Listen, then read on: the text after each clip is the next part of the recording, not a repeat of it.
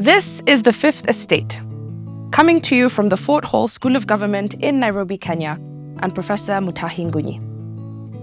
Contrary to popular opinion, we do not believe that Ruto will lose the 2027 election. This position is taken by pedestrian analysts with zero understanding of history and theory.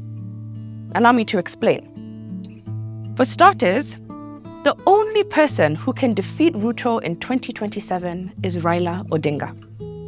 But will he run? We will return to this point shortly. For now, let's examine historical facts. In 2022, Raila had the deep state and the support of Uhuru Kenyatta. Yet, he lost to Ruto. And the question is why? Was Ruto better than Raila? We have no idea. But all we know is this: Raila had an incompetent kingmaker in the person of Uhuru Kenyatta. It is that simple. We tried to cover the nakedness of Uhuru Kenyatta after the 2022 elections by arguing that Uhuru wanted Ruto to win. But this was just spin, meant to cover his embarrassment. The naked truth is simple. Uhuru Kenyatta is grossly incompetent. And this is why Project Matiangi is dead on arrival. If Uhuru could not make Raila, the enigma, president, while in power, how will he make Matiangi president from the swamps of Kiambu? Zero. If Uhuru Kenyatta is grossly incompetent, and the opposition alliance is looking to him for guidance, they will fall flat on the face. In our considered opinion, the 6.2 million Gema votes will be delivered by Gachagua. The fellow is not particularly clever, but the gods have given him this lot. One more thing. Kikuyus have two types of classes: the Adhomi and the Ahoy. The Adhomi are the elite, and the Ahoy are the masses. Uhuru is from the Adhomi class, and Gachagua from the Ahoy class. And Kikuyu leadership has moved from the Adhomi to a peasant called Gachagua. Opposition should negotiate with Gachagua, not a deadwood called Uhuru Kenyatta. But there is a complication here.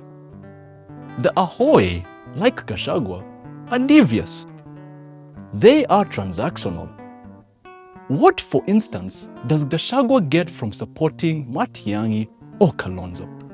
Nothing. But if Ruto offers Gachagua a good deal, Rigi will flip. And this is not a hypothesis. It is a work in progress. However, what are the payoffs for Rigiji? If he supports Kalonzo or Matiangi, he will wait until 2037 to become president.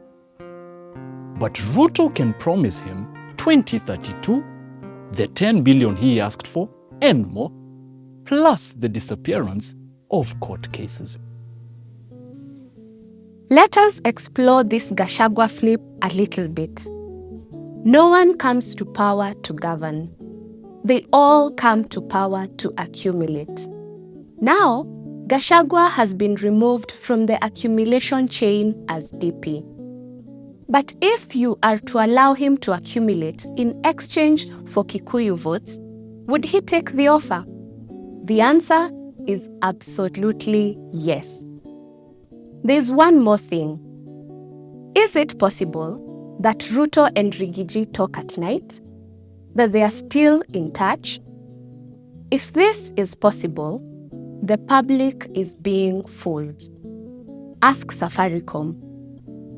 Now to the question whether Babaman will run in 2027. In our view, he has run for 6 times, including the AU race, and failed. Babaman is condemned by the gods to the myth of Sisyphus in Greek mythology, and that is okay. In search of ambition, Sisyphus rolled a heavy stone up a hill all day. And just before it settled at the peak and tipped to the other side, the stone would snap and roll back down. He did this all his life in search of ambition. And like it or not, this is what Raila's search for the presidency looks like. If he rolls the stone up the hill in 2027, it will surely roll back. In sum, Raila will not run in 2027. The gods have chosen him to be a kingmaker in old age. He has to face an incompetent kingmaker called Uhuru Kenyatta. The 2027 election will be about two dynasties. And the irony is that they will be handing over to the hustlers. Gachagua is the Ahoy hustler to take over from Uhuru Kenyatta. And Ruto will inherit Raila Odinga. And that is how Ruto will win the 2027 election. But there is a problem here. What about the masses? What about Gen Z? What role will they play in this? We have some good news and some bad news for them. The bad news is that they will have nothing to do with this. And the good news is they will have absolutely nothing to do with this. Let me explain.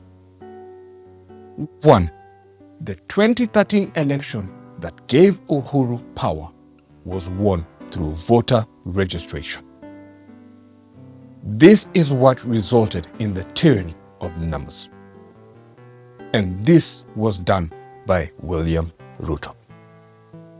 2. The 2022 election was won using IEBC. The masses did not matter. In sum, voter registration and IEBC will take care of the Gen Z vote.